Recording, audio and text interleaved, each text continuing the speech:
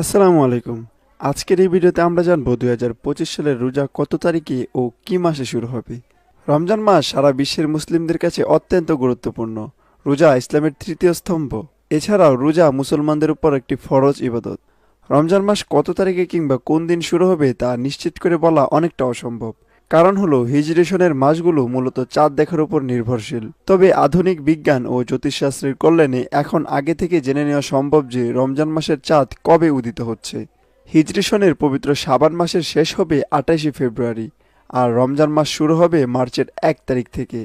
সেই হিসেবে বাংলাদেশের মুসলমানরা মার্চের ১ তারিখ থেকে রোজা শুরু করবেন।